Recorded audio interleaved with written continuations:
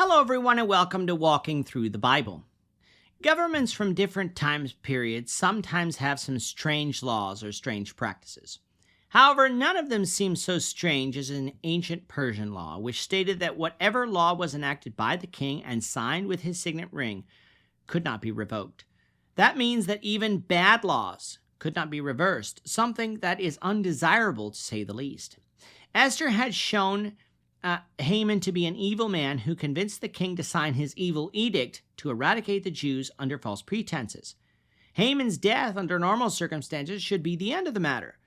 The king would reverse the edict and all would be well. But in this case, it was not. How would Esther save her people? Let's find out. So, if you have a Bible with you, you can turn to the book of Esther, to chapter 8. We're going to be reading from verses 1 through 17. If you don't have a Bible, don't worry. Just follow along with us on the screen. The version that we'll be reading from is the New King James Version. So, Esther chapter 8, beginning at verse 1. On that day, King Ahasuerus gave Queen Esther the house of Haman, the enemy of the Jews. And Mordecai came before the king, for Esther had told how he was related to her. So the king took off his signet ring, which he had taken from Haman, and gave it to Mordecai, and Esther appointed Mordecai over the house of Haman. Now Esther spoke again to the king, fell down at his feet, and implored him with tears to counteract the evil of Haman the Agagite, and the scheme which he had devised against the Jews. And the king held out the golden scepter towards Esther. So Esther arose and stood before the king and said, "If it pleases the king, and if I have found favor in his sight, and the thing seems right to the king, and I am pleasing in his eyes, let it be written to revoke the letters devised by Haman, the son of Hammedatha, the Agagite, which he wrote to annihilate the Jews who are in all the king's provinces. For how can I endure to see the evil that will come to my people? Or how can I endure to see the destruction of my countrymen?" Then King Ahasuerus said to Queen Esther and Mordecai the Jew, "Indeed, I have given Esther the house of Haman, and they have hanged him on the gallows because he tried to lay his hand on the Jews. You yourselves write a decree concerning the Jews as you please, in the king's name, and seal it with the king's signet ring. For whatever is written in the king's name and sealed with the king's signet ring, no one can revoke. So the king's scribes were called at that time in the 3rd month, which is the month of Sivan, on the 23rd day. And it was written according to all that Mordecai commanded to the Jews, the satraps, the governors, and the princes of the provinces from India to Ethiopia, 127 provinces in all, to every province in its own script, to every people in their own language, and to the Jews in their own script and language. And he wrote in the name of King Ahasuerus, sealed it with the king's signet ring, and sent letters by couriers on horseback, riding on royal horses bred from swift steeds. By these letters the king permitted the Jews who were in every city to gather together and protect their lives, to destroy, kill, and annihilate all the forces of any people or province that would assault them, both little children and women, and to plunder their possessions on one day in all the provinces of King Ahasuerus on the 13th day of the 12th month, which is the month of Adar. A copy of the document was to be issued as a decree in every province and published for all people, so that the Jews would be ready on that day to avenge themselves on their enemies. The couriers who rode on royal horses went out, hastened and pressed on by the king's command.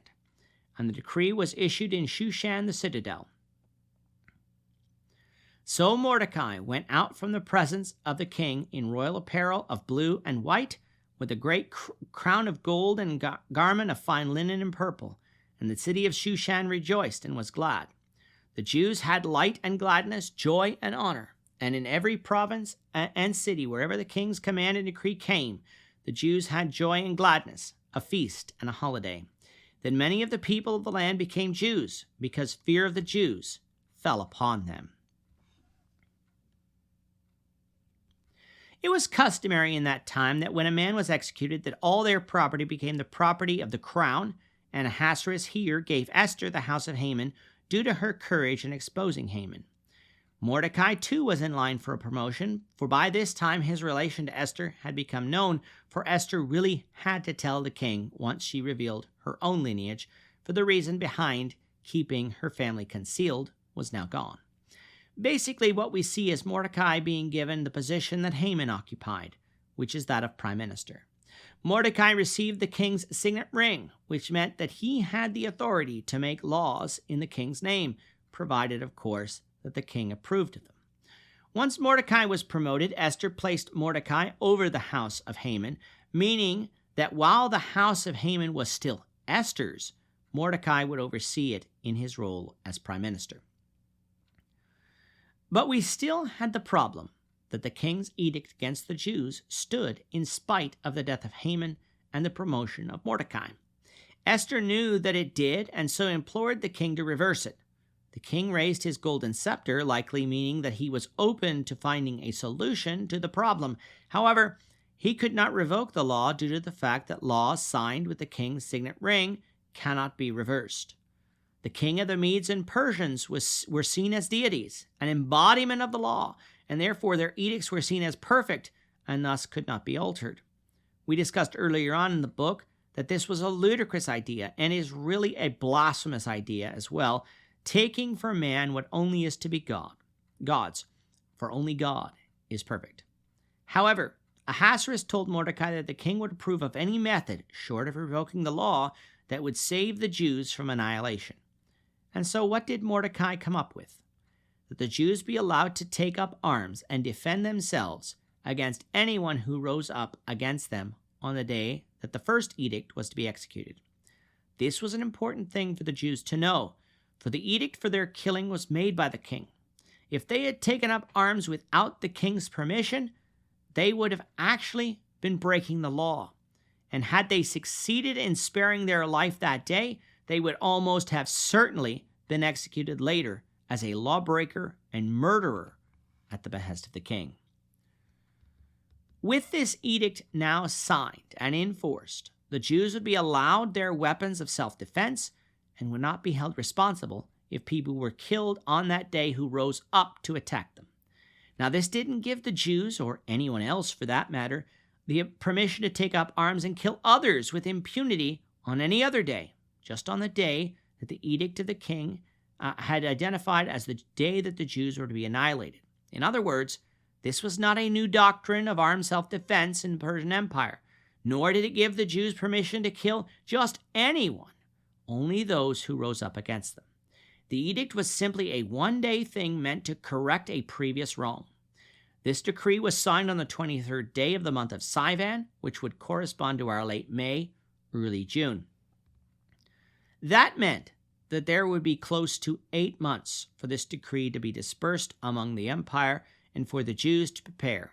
And so it was, when the Jews found out that they would be saved, that great joy fell upon them, and they threw a great feast in celebration of that. There were even some among the Persians who became Jews, became proselytes, because fear of the Jews came upon them. What does this mean? Likely it means that they feared what a victorious Jewish people might do to those who remained after that day of fighting, so it would be better to be on their side than to remain neutral. And although we know that the Jews would not rebel against the Persians because of this, the people living at that time didn't know. So their decision was a wise one, and if their conversion came with it faith in the true God and rejection of idolatry, it also resulted in the salvation of their souls in eternity. And praise be to God for that. With that, our time is up for today. The Lord willing, we hope you'll join us for tomorrow's discussion of Esther chapter 9, verses 1 to 17, as we continue our walk through the Bible, one verse at a time. We thank you for watching Walking Through the Bible today. If you have any questions or comments, you can leave them below. But if you like this video, we ask that you consider subscribing to our channel so you won't miss out on other videos in our series, as well as share this video among your friends so that the saving message of Jesus Christ can go out to the whole world.